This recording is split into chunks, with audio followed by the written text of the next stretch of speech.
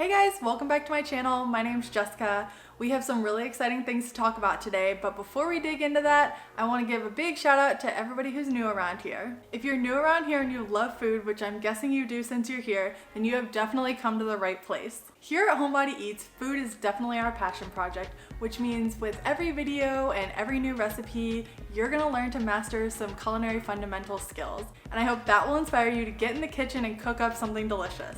If you like today's video, then I hope that you'll consider subscribing. We always have something new around here. There's always new food to discover, new things to taste, and I hope that you stick around and come on the journey with me. Now for today's video, we're taking a little bit of a turn, and rather than talking about food, we're gonna be talking about cocktails. I don't know if it's just me, but quarantine has kind of made me dive a little bit deeper into cocktails, and I've actually discovered some really fun products along the way. I've definitely taken way too many trips to Total Wine, bought way too many of those little liquor bottles to taste, and it's actually been a really fun adventure. Today's video was actually inspired by one of my trips to Total Wine, where I found a liquor that I had never tried before, and it's called Pisco.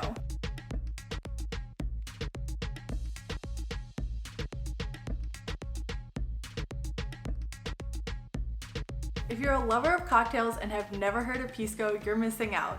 So Pisco is actually a type of brandy that is made in Latin America, and it's made from grapes.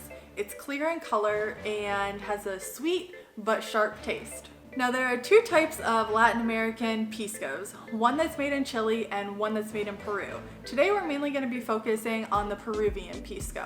When we're talking about liquor, the distillation process, or how it's made process, is really what defines how your bottle is going to taste.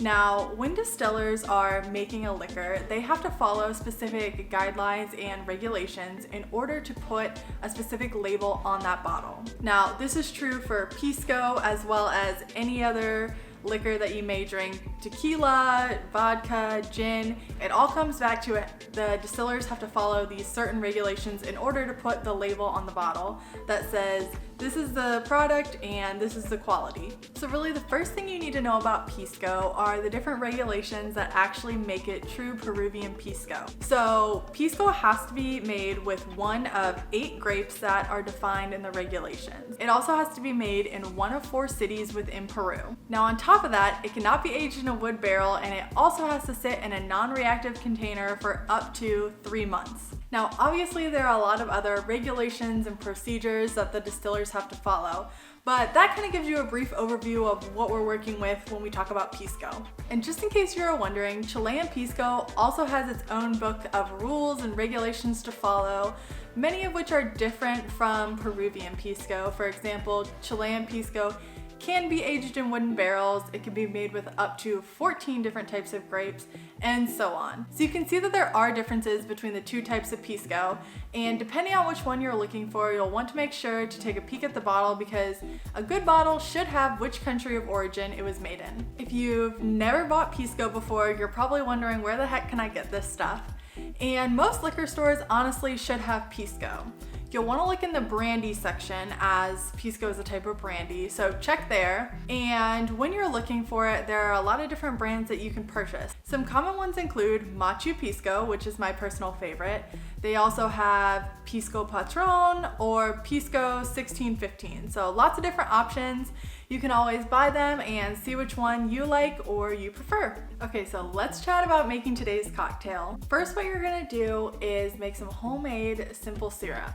Now, ours is gonna be infused with lavender, so you'll also wanna make sure that you have some fresh or dried lavender flowers. Now, to make simple syrup, it's actually a pretty easy process. All you do is take 1 cup of water to 2 cups of sugar, and make sure that the water is hot and kind of at a low boil before you add in the sugar. Add in the sugar 1 cup at a time and stir until it's fully dissolved in the water. Once it's dissolved, move on to your 2nd cup of sugar and repeat the process. From here, you'll take it off of the heat and then add in your lavender flowers and allow the mixture to steep for about 45 minutes to an hour until you dip your spoon into the simple syrup and you taste it, and you can taste a strong flavor of lavender. That's how you'll know that it's done and it's ready to go.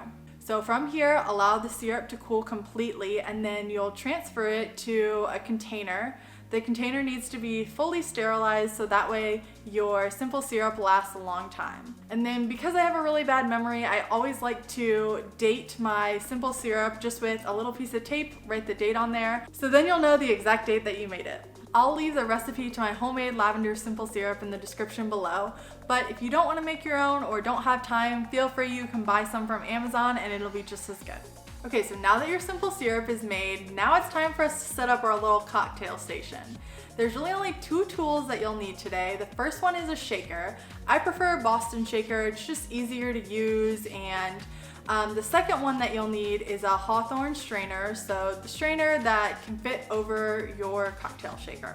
Now, as for ingredients, obviously get out your bottle of Pisco, and then you'll need to squeeze some fresh lemon juice and separate your egg yolk from your egg whites. Now, I know it's a little controversial to use raw egg whites in cocktails, so it's really just up to you and making sure you do your research and do whatever you feel most comfortable with. Now, here's the fun part, is actually making the egg white cocktail. This technique that I'm going to show you can be used for pretty much any cocktail that you make with egg whites. So first things first, you'll grab your shaker and put all of your ingredients in there. You're going to go ahead and give it a shake for the first time without any ice, and this is called the dry shake method. This will allow your egg whites to get nice and foamy and frothy. Now, after you've given a good dry shake, you're going to take off the lid on the cocktail shaker and add in some ice.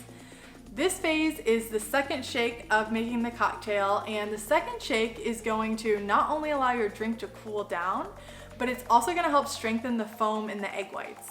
Now from here, all that's left to do is serve your drink. Pisco sours are usually served neat, so we'll have to strain out the ice, but before you do that, grab your favorite glass. There's really no rules. Pisco sours are just kind of served in whatever. I've seen them in coupe glasses and lowball glasses, so just grab your favorite glass and we will use our Hawthorne strainer to strain out the cocktail into the glass.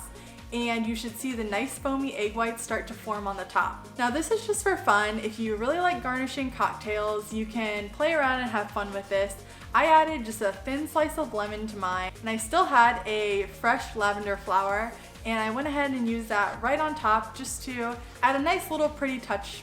So as you can see, since this was kind of my take or my spin on the Pisco Sour, there's lots of different ways to play around and make drinks your own. So my challenge to you today is to play around with this cocktail, try different things, try using lime instead of lemon. If you want to use other flavors of simple syrup, that's an option. So play around in the kitchen and do your own take on a Pisco Sour. And if you do this, I hope that you will reach out to me on Instagram and send me a picture. I love seeing cocktails and seeing everyone's different creations. It's always so fun. And if you like cocktails, stick around because this holiday season, I'm gonna be doing a whole series on liquor. I'm talking about like when you go into the liquor store and you have no idea which bottle to choose because it's all so confusing. I'm gonna teach you the tips and tricks for choosing good bottles of liquors and how to make fun drinks with each of those.